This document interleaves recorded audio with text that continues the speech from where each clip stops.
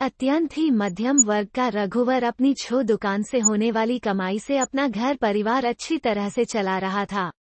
किराने की छो दुकान के दम पर ही अपनी बूढ़ी माँ, पत्नी, 2 बच्चे सभी की जिम्मेदारियां वो उठा रहा था। रघुवर स्वभाव से बहुत ही नेक दिल इंसान था।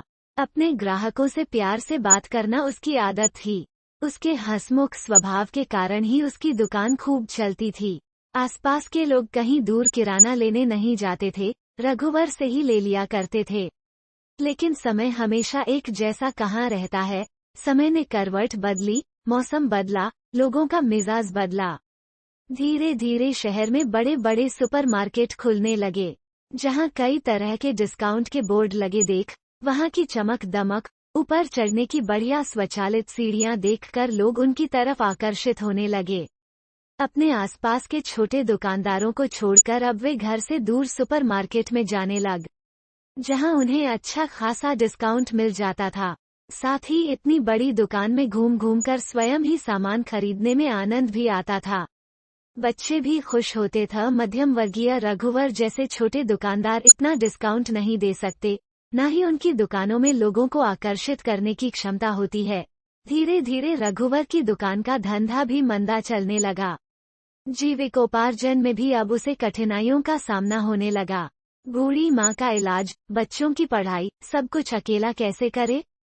उसकी पत्नी उर्मिला रघुवर की हालत देखकर बहुत चिंतित हो रही थी। दुकान में रखा माल खराब होने की स्थिति में आ रहा था। यूं समझ लो कि बड़े बड़े सुपरमार्केट ने अजगर का रूप ले लिया था, जो छोटी दुकानों को निगल रहे थे। परेशान होकर एक दिन रघुवर ने अपनी पत्नी से कहा, उर्मिला, अब तो जान पर बनाई है। दिन भर बैठे बैठे ग्राहकों का इंतजार करता रहता हूँ। इक्के दुक्के यदि आ भी जाते हैं तो केवल जरूरत की ही कुछ खास वस्तु लेकर चले जाते हैं।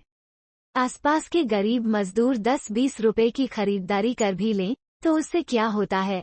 हम जैसे दुकानदार अब मुनाफा तो जाने दो, दुकान का किराया तक भी नहीं निकाल सकते। हमारे लिए तो कम से कम इतनी सुविधा है कि दुकान हमारी खुद की है, तब भी तकलीफ हो रही है। जो बेचारे किराए से लेकर चला रहे हैं उनकी तो शामत ही आई है समझो। चिंता मत करो जी, सब ठीक हो जाएगा।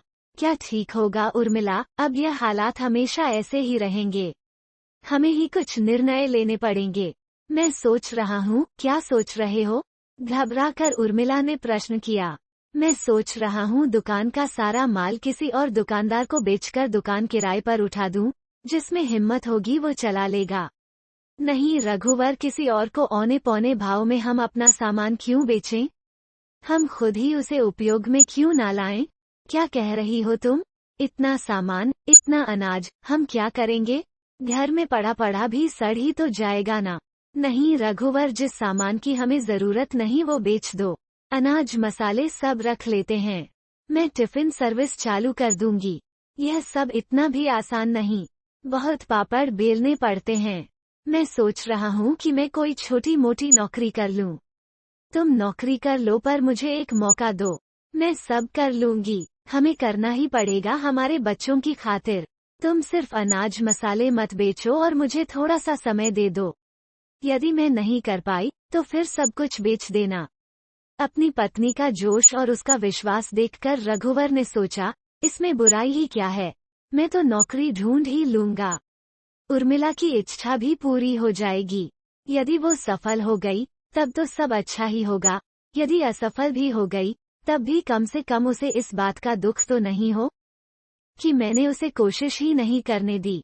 अब रघुवर नौकरी की तलाश में था। दुकान किराए पर उठ गई, इसलिए कम से कम एक आमदनी शुरू हो गई।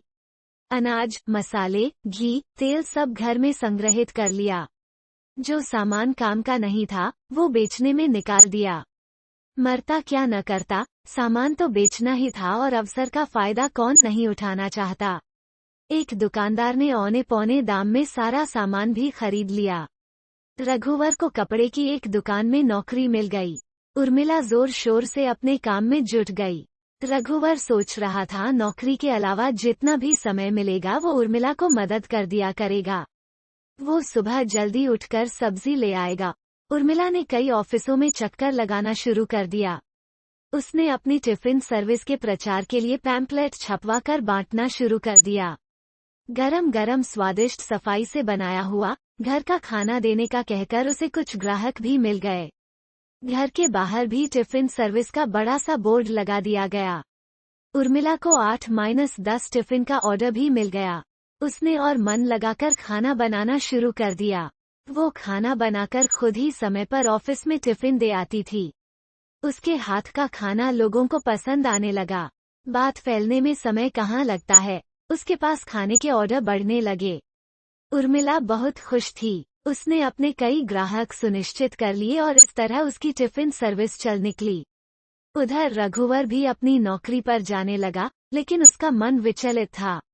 अपनी दुकान पर मालिक बनकर बैठने वाला रघुवर अब किसी और की दुकान पर सेल्समैन का काम कर रहा था।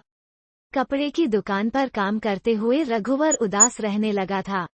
उसकी यह उदासी उर्मिला से देखी नहीं जाती थी। जब तक 8-10 टिफिन थे उर्मिला संभाल पा रही थी, लेकिन अब काम बढ़ने के कारण उसे भी मदद की जरूरत थी।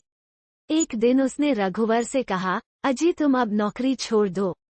बहुत डर आने लगे हैं। अब मुझसे अकेले यह नहीं संभलेगा। खाना बनाने में भी समय ज्यादा लगेगा। वो तो सुबह जल्दी उठकर मैं कर लूंगी, लेकिन इतने सारे लोगों को सही समय पर डिब्बा पहुंचाना नहीं हो पाएगा।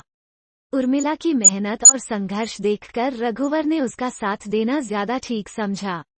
उसने वो नौकरी जो हमेशा उसे यह एहसास दिलाती थी कि अब वो पहले की तरह मालिक नहीं, बल्कि एक सेल्समैन है, उसे छोड़कर अब वो उर्मिला के साथ लग गया। रघुवर की दुकान जिसने किराए पर ली थी, दुकान न चलने के कारण उसने भी दुकान खाली कर दी। यह समय तो सभी छोटे दुकानदारों के लिए अच्छा नहीं था। जो बहुत भाग्यशाली थे, उनकी तो दुकान चल रही थी, लेकिन सबका भाग्य ऐसा कहाँ होता है। उर्मिला बहुत होशियार थी। उसका दिमाग तेज चलता था। उसने रघुवर से कहा, क्यों न हम अपनी उसी दुकान में छोटा सा होटल खोल लें। कुछ कुर्सी टेबल लगा दो। सस्ते दामों पर हमारी थाली देखकर बहुत से लोग आकर्षित होंगे। हमारा धंधा भी बढ़ेगा। मुझे पूरी ईमानदारी से अपना यह कारोबार चलाना है। यदि हमें फायदा हो रहा है, तो हम दूसरों को क्यों ना अच्छा भोजन परोसें। गरीब लोगों की दुआएं मिलेंगी, तो हमारा परिवार भी खुश रहेगा। तुम बिल्कुल ठीक कह रही हो उर्मिला, कम पैसों में अच्छा स्वादिष्ट खाना किसे पसंद नहीं होगा। धीरे धीरे उनकी मेहनत रंग ला रही थी। रघुवर अब फिर से कैश काउंटर पर बैठने लगा। उसका हंसता मुस्कुराता चेहरा देखकर उर्मिला को भी प्रसन्नता होती थी, जिसके लिए उसने इतनी मेहनत की थी। रघुवर अपनी दुकान में बैठा सोच रहा था कि उसी की तरह ऐसे कितने ही छोटे दुकानदार हैं, जो आज सुपरमार्केट का शिकार हो गए हैं, परेशानी में हैं। कितने ही दुकानदारों ने अपनी दुकानें बेच दी, कितनों ने किराए की ली हुई दुकानें खाली कर दी। उर्मिला की तरह हर पत्नी इतनी सक्षम नहीं हो थी कि इतने बड़े काम को सफलतापूर्वक अंजाम तक ले जा सके। लेकिन हमें सक्षम तो होना ही पड़ेगा। हर छोटे दुकानदार को अपनी जीविका अच्छे से चलाने के लिए कुछ न कुछ तो करना पड़ेगा। उसने उर्मिला से कहा, उर्मिला, अब तो हम जैसे छोटे दुकानदारों को जीवन भर संघर्ष ही करना पड़ेगा। लग गए वो दिन जब हमारी दुकानों पर भीड़ हुआ करती थी। मुझे लगता है कि जो लोग हम जैसों की छोटी दुकानों से एमआरपी पर सामान खरीद कर ले जाते हैं, ऐसे अधिकतर लोग गरीब तबके से आते हैं, मजदूर हैं। इन्हीं लोगों के दम पर अब यदि दुकान चलानी है, तो उन्हें डिस्काउंट अवश्य मिलना चाहिए, क्योंकि जिस दिन उनके कदम भी सुपरमार्केट की तरफ मुड़ जाएंगे, उस दिन छोटे दुकानदारों की दुकानों में ताले लग जाएंगे। उनके परिवार भूखे रहने की स्थिति में आ जाएंगे। इस बात की गंभीरता को समझते हुए उन्हें अपनी दुकानों के सामने डिस्काउंट के बोर्ड लगा देना चाहिए। ज्यादा न सही, जितना संभव हो उतना डिस्काउंट अवश्य दें, वरना आने वाला वक्त बहुत ही कठिनाइयों भरा होगा। तुम बिल्कुल ठीक कह रहे हो। यदि बाजार में टिकना है, तो कुछ न कुछ तो करना ही होगा। भले ही छोटे दुकानदार थोड़ा कम मुनाफा कमाएं, पर बाजार में टिक तो सकेंगे, वरना यह सुपरमार्केट के बड़े बड़े अजगर छोटी छोटी दुकानों को ऐसे ही निगलते